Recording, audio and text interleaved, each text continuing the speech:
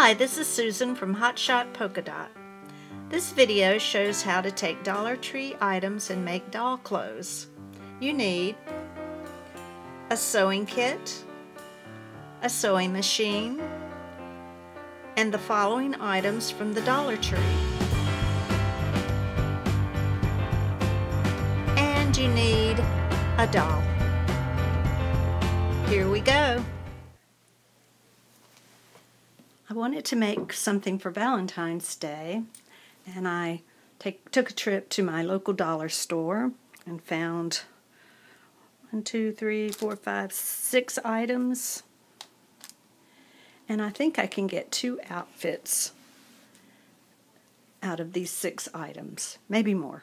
I plan to make the pants out of this placemat. I like how it's shiny. A shirt out of this lady's shirt, and a red vest out of the pot holders. The shirt would also make leggings, even a shift dress. The scarf, I'll probably make a tunic. And these socks, I will make a t-shirt. And of course, jewelry out of the eyeglasses cord. I'm using my patterns that I drafted on the Mix and Match series on my channel, and I'm hoping to have some patterns listed in my Etsy store very soon. I'm starting with the pants pattern and tracing with chalk on the wrong side of the placemat. Before you cut, sew on the lines both curves. When you cut, give yourself at least 1/4 of an inch seam allowance. Clip your curves, and you'll notice this fabric is fraying like crazy, so be sure to finish the seams with a zigzag stitch. Now you're ready to cut where you did not stitch, and cut on the chalk lines if you're using my pattern. I went ahead and zigzagged the waistline, and put your back and front together and it will make pants. See? So you're ready to sew your inseam, and I use the bottom of the placemat as part of the hem. This is the stage that I like to try them on the doll, and these were pretty tight, so if you want a looser fit, easier to get on the doll, make a smaller seam allowance in the inseam. Go ahead and turn down the waist where you want it and pin the hem. I also wanted to point out that this placemat, it makes it look like you've lined your pants. I finished the edge, the inseam. I took out a little bit of the bulk by cutting part of the seam. Hem the top of the pants, and I've decided to leave the pants long. I'll show you why. I'm super excited how they turned out, and they really didn't need hemming. I've altered my basic top pattern. I want it a rounded neckline, and I'm also going to use the hem of the shirt for the hem of the doll shirt. I traced the shirt pattern with pencil on the wrong side of my fabric. I'm going to sew, before I cut, underneath the sleeve and down the side. After you've stitched on the pencil lines, give yourself 1/4 of an inch seam allowance and clip the corner as close as you can. I also sewed the shoulder seams. Go ahead and cut the sleeves, and you already have the hem. Cut a back opening. I prefer to pull the top up from the feet over the hips rather than over the head. So I've gone about 3 inches down, and I'll start sewing 1/4 of an inch. This is a good time to check the fit, and I think I'm going to make long sleeves for the chilly February weather.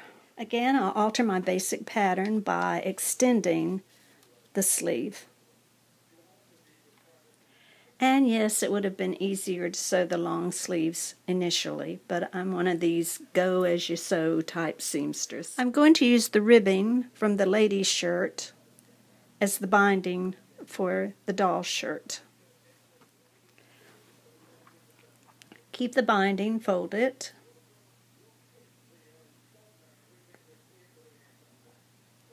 and pin to the right side of the shirt.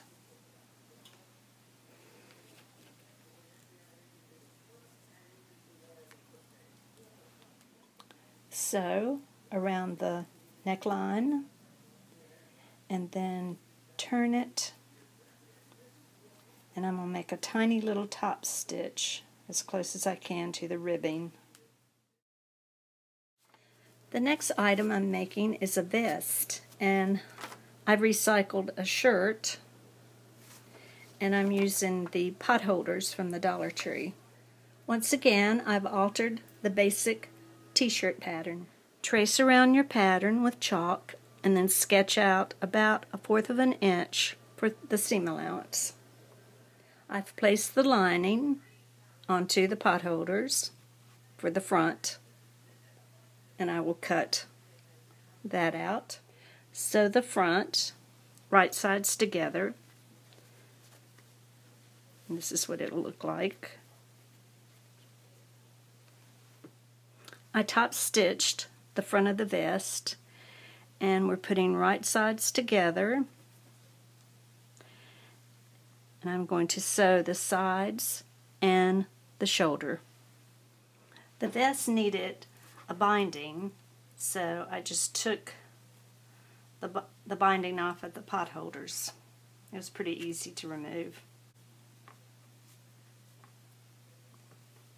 I'll just pin it around. Here's one finished outfit.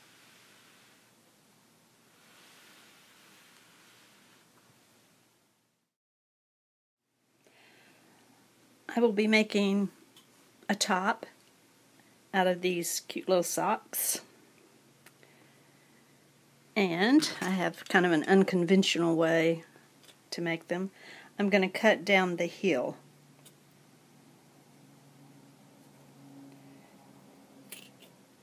On both socks. And yes, I have to go through that little cupcake. It's so cute.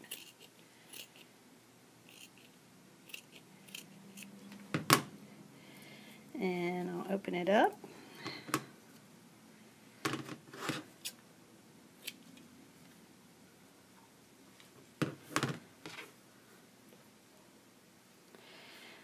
And you can see already that that looks like a collar, and that could possibly be puffy sleeves. The only drawback when you use socks is the inside is so ravelly, or all these little strings tend to get hung in the doll's fingers when you're putting on the clothes.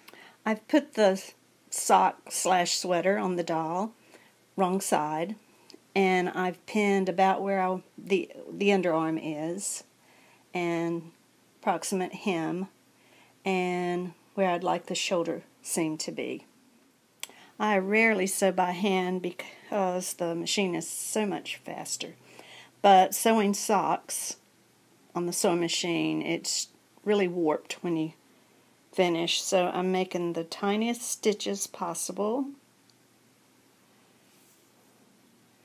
And this is called the running stitch.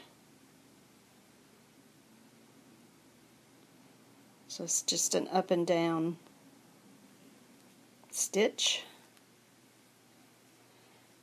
And I stop where I have my pins and the underarm marking. And the good idea is to go through it another time. So you're essentially just sewing it twice. And I'll show you what that looks like.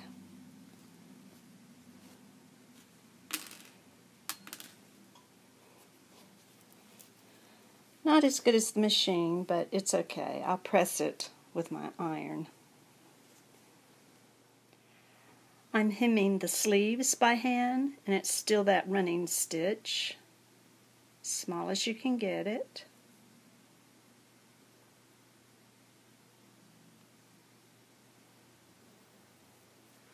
It's also a good idea to do an overcast stitch on the side seams and the shoulder seams, and this is what it looks like.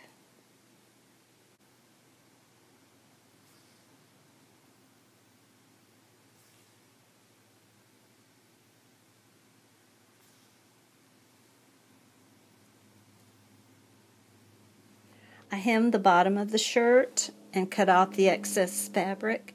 I also did a little overcast stitch along the hem to keep it from raveling. And it's a pretty good fit.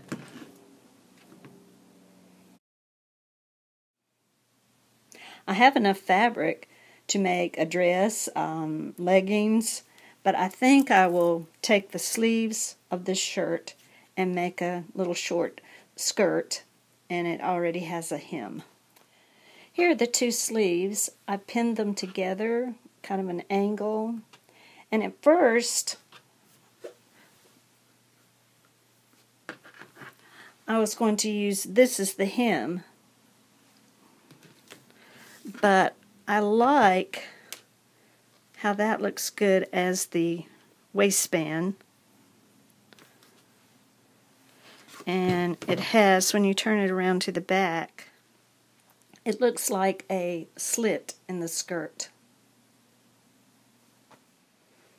And here's the skirt. I like the diagonal line. And you can pull it on, or if you want to, you can put Velcro. And I still need to hem this side, and I'm done.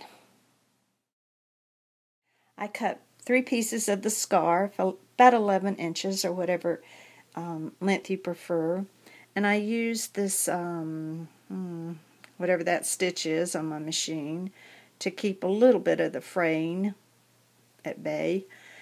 You could use a zigzag stitch, or you could, if you know how to roll a hem, you could do that. Place 2 of the strips of fabric on top of the third one, right sides together.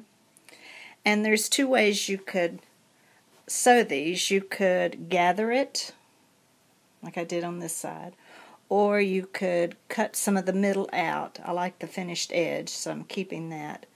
But on this side I cut the middle out of this one strip and used it.